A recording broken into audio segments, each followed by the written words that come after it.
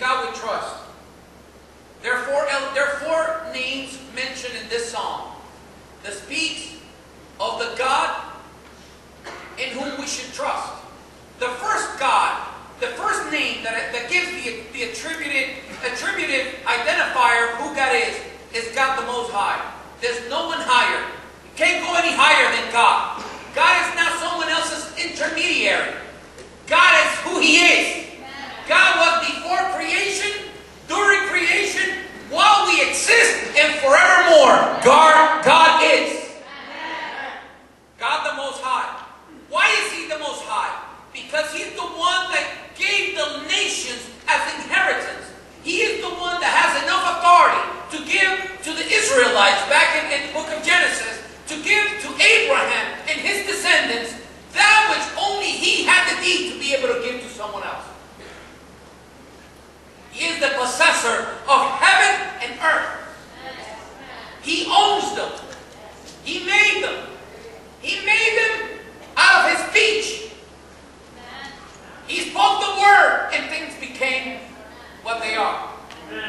He owns the heavens and the earth. Why is He the Most High? Because He's the one that gives strength and safety. Amen. There are people out there who are afraid of their own shadows.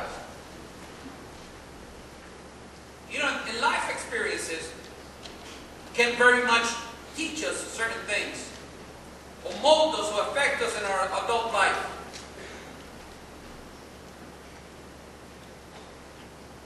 I remember, I must have been about 11 years old. I'm the youngest boy of 3 boys. The youngest is my sister. And I remember that back home when there was a civil war taking place, of all 4 of us, my mom picked me to go with her. To go back home after we had fled our house. We had fled the house. We left everything behind. We left our clothing. My dad left the car. He took off the tires so no one would drive the car away. But we left everything back home. And we started walking. We walked miles. We must have walked about 30, 35 miles. Getting away from everything. But when we heard news that it was okay to go back home, my dad said we shouldn't go home at the same time. And because my dad, he was handicapped, he couldn't go back home. Otherwise, he would have been the first one. My mom said, you know what, let me go, let me take one of the kids with me. I was praying I was not be the one being picked. But she picked me. Now, the journey included to go back to the capital and walk in a city where sharpshooters were shooting at anything that moved. They were shooting at cats, at horses, at dogs, at people. So my mom had me pick up a tree limb and put a white handkerchief, and we were walking with a white handkerchief saying, you know, we're at peace, we're not part of the fight. But she wasn't holding the handkerchief up, I was holding it. So if anything, I was the target. And we were walking in the midst of communities where dead bodies were all over the place. And for an 11, 12 years old, it was shocking to me. And I remember I was clinging to my mom's arm. And my mom would just walk in the midst of everything. There was nothing alive that we came across. But my mom would say, he who walks in the shadow of the Almighty shall abide. He who dwells in the secret place of the Most High shall abide under the shadow of the Almighty. And she started reciting Psalm 91, of course in Spanish. And that really got to my head. And I said, if this is true, then nothing's going to happen to us. And we heard the bullet traces just go by. We heard it over and over again. When we got home, there was no electricity. We had to spend 3 nights at home without anything to eat, without any electricity. The only light we saw were the bullet traces at night. And this song became part of that experience. Now when my kids said, Dad, I heard a noise. I said, that's the dog, man. And probably your kids or your wife says, I heard noise, go check the kitchen. There goes the husband. Why you make me wake up at 2 o'clock? Why you make me get up at 2 o'clock in the morning?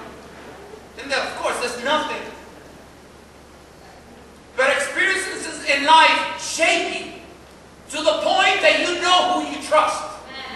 To the point that you can walk in the middle of death itself and you shall not be fear. You shall not fear. And you will trust that God is by your side.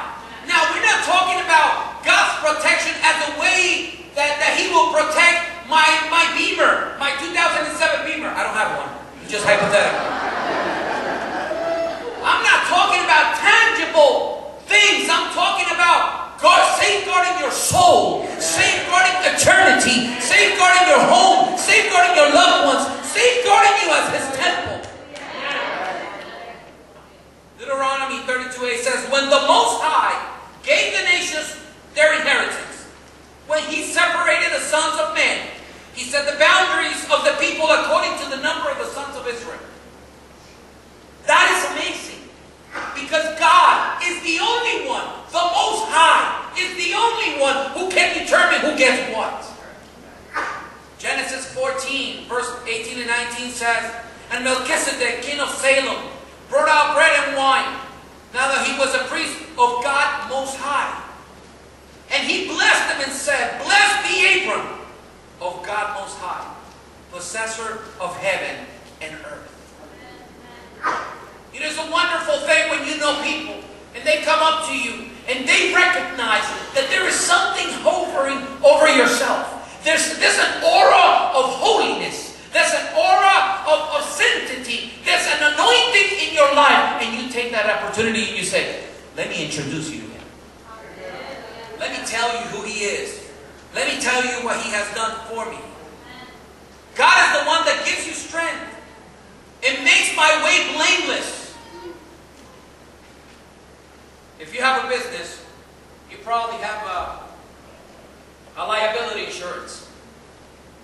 Most contractors now have to carry, I think, a minimum $1 million liability insurance, if not $2 million. Because if you go as a contractor and do work on someone else, you need to protect yourself in the event that there is a malpractice in your profession.